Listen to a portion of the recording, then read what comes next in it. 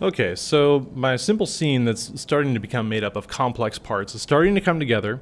The next thing that I want to focus on is I want to build an apple. And then once I get the apple done, I think I'll have some, simple enough information inside my scene to start thinking about the environment and the light, and then we'll continue to add more stuff to the desktop. Now, I'm going to sculpt an apple, and this is going to be the first irregular or more organic shape that we'll get into. And the concept here, there's a couple of different things to keep in mind.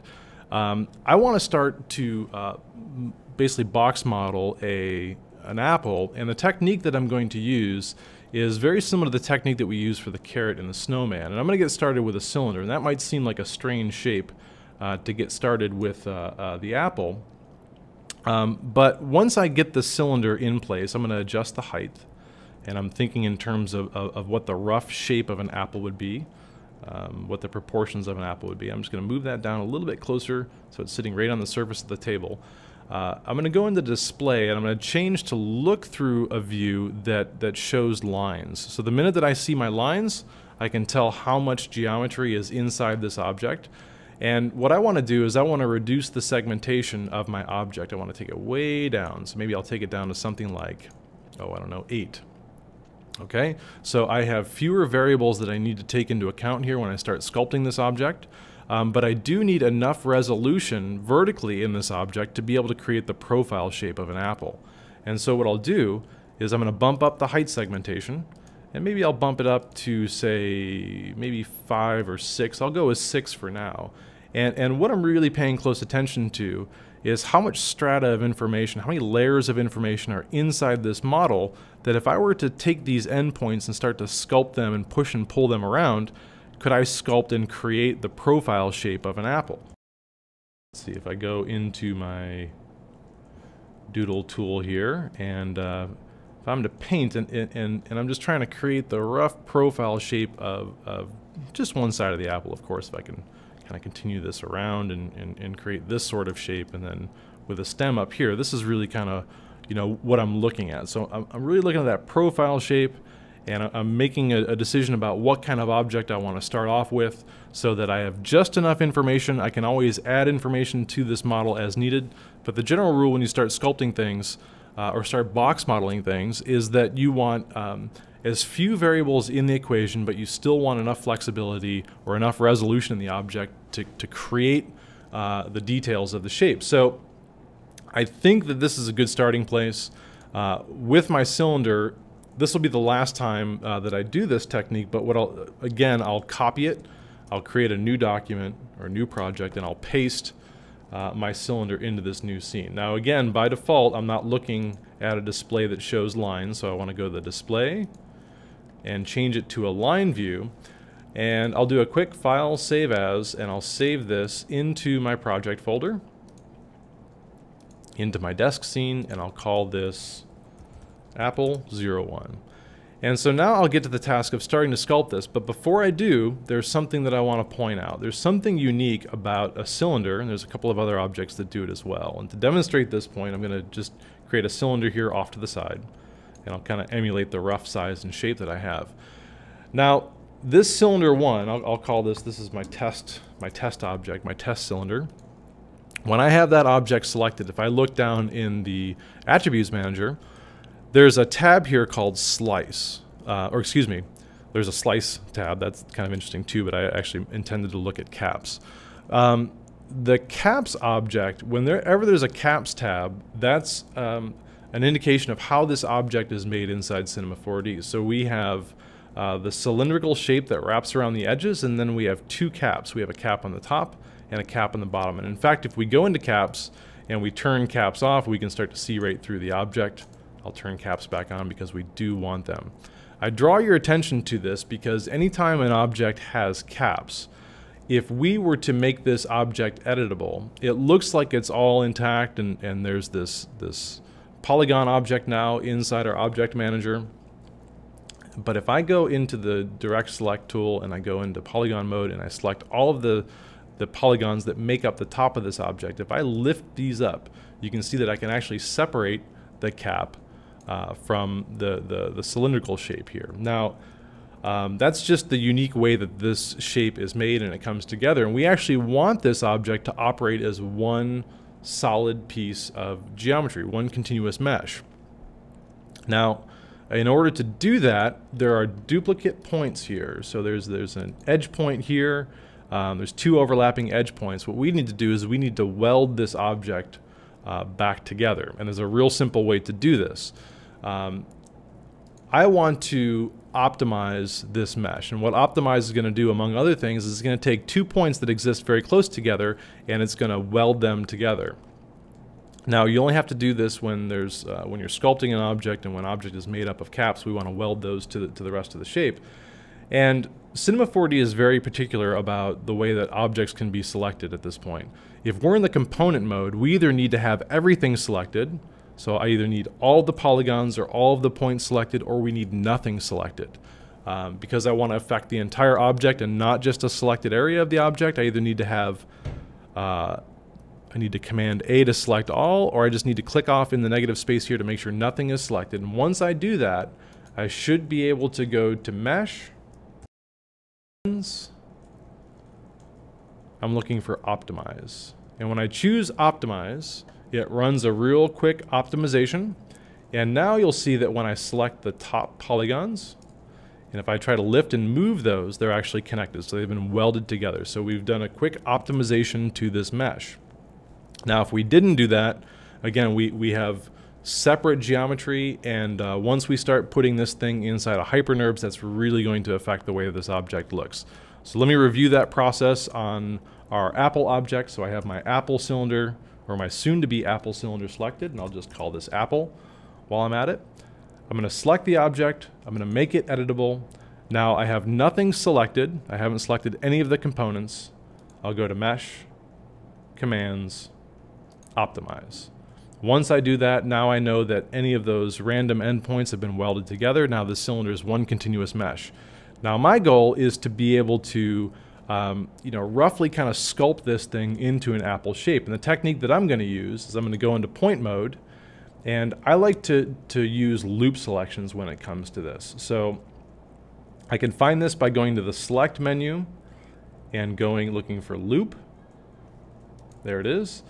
And I can select an entire loop or all the way around an object based on whatever segment I roll over. So if I roll over this segment, it's running horizontally, and so it selects the loop all the way around the object. And what I want to do is I'm just going to click to make that point selection all the way around the object. I'm going to go to Scale, and I'm just going to click and drag off in this negative space here and scale those points in. Okay, I'm going to go to Select, Loop. I'm going to change my selection. I'm going to go back to Scale. I'm going to do the same thing. I'm just going to kind of pull those points in. And really what I'm trying to do is describe the profile shape of an apple. Now, rather than digging through the select menu all the time and choosing loop selection to bring that tool back up, I have a couple of different options. The first option is just to the right of the rotate tool are the recently used tools. So if you're shifting back and forth between different tools, that list will become available. It's kind of like a tool history.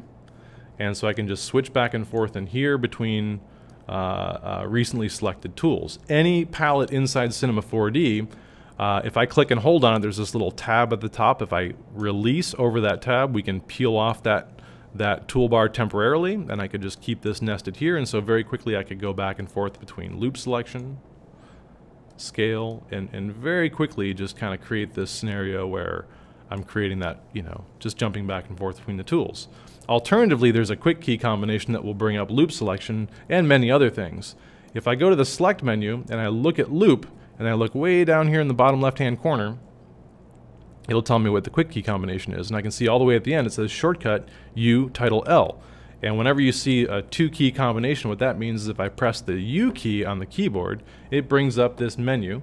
Now I can't select from that menu. If I hit U and then try to roll my mouse down, it disappears. But there's a key combination there that will allow me to select any tool from that menu by pressing the next letter in that list. And what I'm looking for, if you look at letter L, it's loop selection. And so if I tap U followed by L, that brings up loop selection. Go back to scale, and I'll scale that down. Okay, so again, my goal was to create the rough profile shape of an apple. I haven't quite done that yet. So I'll continue to play with this and just really kind of, you know, consider that profile shape. So I'm going to continue to scale this stuff around. I'm really kind of looking at really the side of the object. I'm going to exaggerate some of this stuff. Okay, that's looking okay, even though it seems a little narrow down at the bottom. I'll get a better sense of this when I throw this object into a HyperNerbs object. Now, when I'm considering my apple shape, if I look at the top of my apple, there's not enough information here. I actually wanted more segmentation, but because I wanted to keep this object simple when I build this profile, I didn't want too much Y segmentation in the object. Excuse me. And so I need to add geometry to this object. And what I really want is I want more geometry at the top of the object. Now I have a couple of different options. If I go back into the selection tool and I go into polygon mode, what I could do is I could select all this stuff and I could try to figure out a way, you know, maybe I could do an extrusion and then that'll give me some kind of geometry. But I'll just jump into the modeling layout here and that'll give me access to a couple of frequently accessed tools.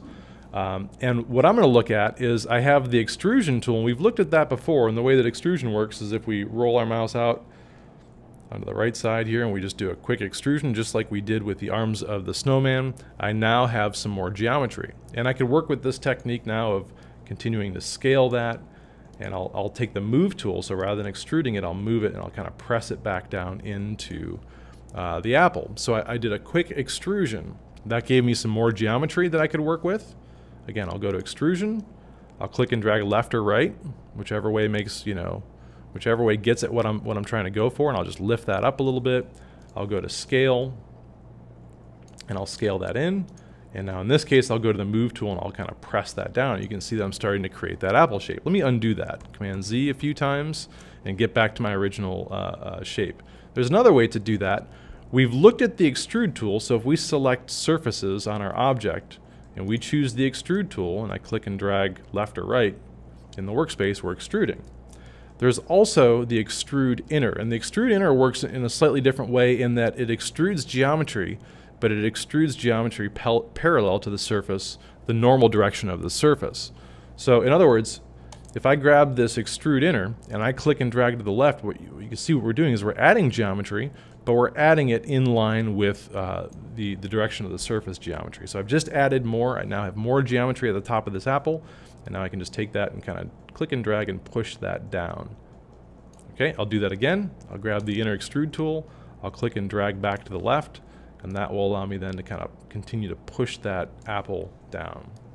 So not exactly the shape that I'm going for. I think I'm a little too tapered down here, but I'll get a better sense of this when I create a HyperNerbs and I throw that apple inside that HyperNerbs object. Now, it feels a little too symmetrical, a little too precise, and so what I'll do at this point is I'll jump back in, I'm going to turn the HyperNerbs off. With the apple selected, I'll go into point mode, and I'll continue to kind of make some decisions about what I want that profile shape to look like.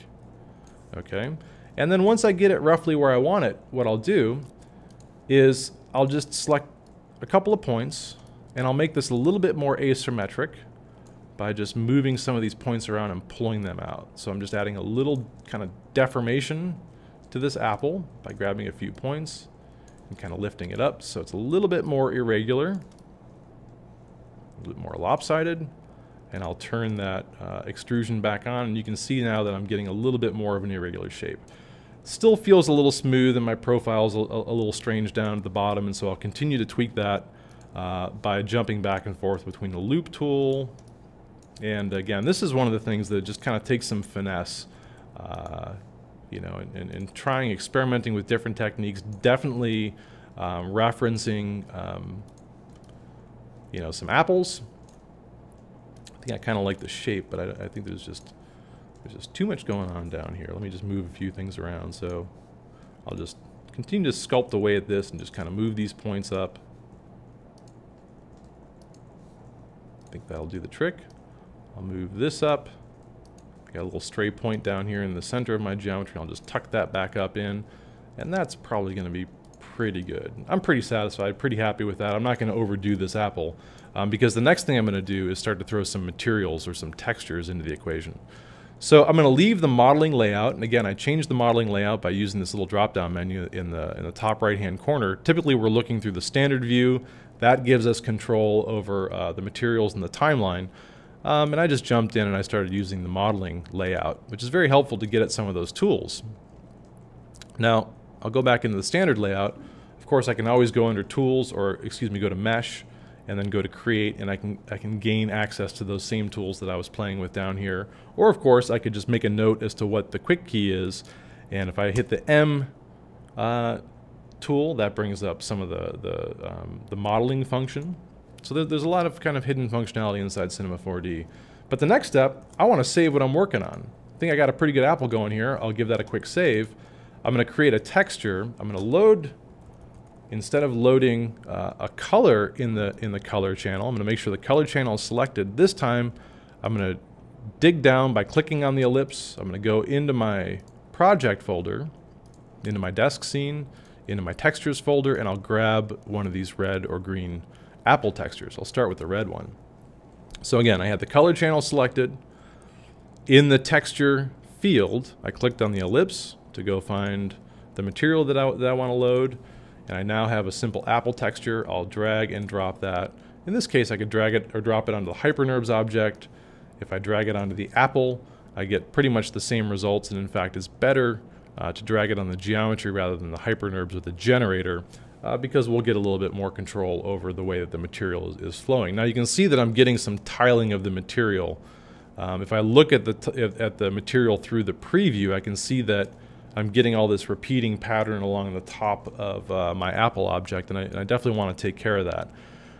If I select the material tag in the object manager, so when I drag and drop a material on an object, you can see that its material tag shows up here. If I click on it to select it, I can gain control over how that material is starting to map to a specific object. And by default, with an object like this, if I select this material tag and I look down in the tag properties, the projection type for this material by default is UVW. It's a three-dimensional coordinate system that tries to map it to our three-dimensional geometry. And in this case, that projection style is not really working out because I'm getting this repeating pattern. Now, I could play around with the UV offsets and really just kind of like, you know, stretch this material. So if I play with spin this UV offset around, it'll actually rotate. If I move this offset, it's sliding the texture up and down. And so I could actually adjust try to adjust the length, and you see I get some really strange tiling going on here. And that has to do with the UVW mapping or the way that the materials are being applied to this three-dimensional object. And this UV map is not really going to work well for us because I don't really want that tiling. And so what I can do is go to the projection type, click on this drop-down menu, and there's some basic geometry types in here that will cause this material to wrap around the object based on spherical, and that looks pretty good. It's, you know, this object now is a little bit closer to a sphere than it is a cylinder. But I could also probably get away with cylindrical. And if I choose cylindrical, you can see that I get different results, and that's okay because once I choose these projection types, I can go back down to the texture length, and I could play with these values, and I can kind of stretch these materials, and you can see that as I change the scale of it, I can really start to control how that material is stretched over this shape. So we have the U offset, and the offset is just going to move this texture in this view to the left and the right. The V offset is going to move it up and down. And the length of the U is how far that texture is stretched all the way around the object. The length V is going to be the vertical stretch of that texture. So I'm fairly satisfied with that. Maybe I'll even go back to spherical, and I'll continue to play with some of those values, but I'll give that a quick render. And I think I liked the way that I had my cylindrical. I'll continue to play with that, the way that material is wrapped around it. But for now, that's getting pretty close to my apple. Now, the only thing I think I'm missing is a stem and a leaf. And so I'll mock that up really quickly. And I won't turn this into a major project because this is all stuff that we've looked at before. But I'll start off with a cylinder. And I'll go into the object properties. I'm going to make it much smaller, much more narrow, much shorter. I'll tap the S key to zoom in, and I'll give that a little bit of height segmentation. So it gives me a little something to play with. And I think from that, I can make a real quick stem. So I'm going to make this object editable. Now, I won't worry so much right now about optimizing this mesh or welding it together. And actually, before I do that, I want to Command Z, because look at this. I forgot to change the rotational segmentations of this object. Now imagine all of these points now that I have to manage and I have to select. If I want to change that loop selection, there's a lot of variables there, and I could miss something very easily. So I'm going to Command Z to undo. So this is back to a parametric primitive, which allows me to go into the rotational segmentation and take that way down. I'll take it maybe down to 6 rotational segmentations. So it made that object much more efficient. It's going to render faster. I have fewer things that I need to control in this model, and now I'll make it editable again. I'm going to go into point mode. I'm going to use that trick of UL to make the loop selection, or I can go under select and grab the loop. And I'll just kind of move this stuff around a little bit. I'll scale it up a little bit. There we go. I'll UL and I'll grab the next loop down, grab the scale tool. I'll scale that in just a bit. And again, I'll just make some real quick tweaks here. UL, kind of move that this way and that way. So there we go. My stem's starting to come together. I'm going to have a little bit of a glitch when I go and try to select that top loop, and I'll zoom in so you can see this because I did not optimize this. Right? Remember, I have caps. When I scale that out, that's what's happening. I'm just scaling the cap and not the rest of that geometry. So let me undo. I'm going to make sure that I deselect those points. I'll deselect. And once I deselect, I'm going to go into Mesh, Commands, and optimize that really quickly. And now when I go back in and select that top loop, everything's going to be attached. That could be kind of an abstract concept at this point, but it's just something, it's just a workflow, something you got to get used to, something you need to understand in order for, once we start modeling, for this stuff to work out the way it's supposed to. Looks like a pretty good stem for now. Of course, I can tweak it later. I'm going to go to Move, and I don't want to move just those points. I need to move the whole model, so I need to click on this tool, and that will allow me to move the whole model. And I'll stick that stem back down into the apple. Looks pretty good. I'm going to create a leaf really quickly. I'll do that in the next presentation, then we'll work this back into our desk, and then we'll take a deeper dive into lighting. We'll do that in the next presentation.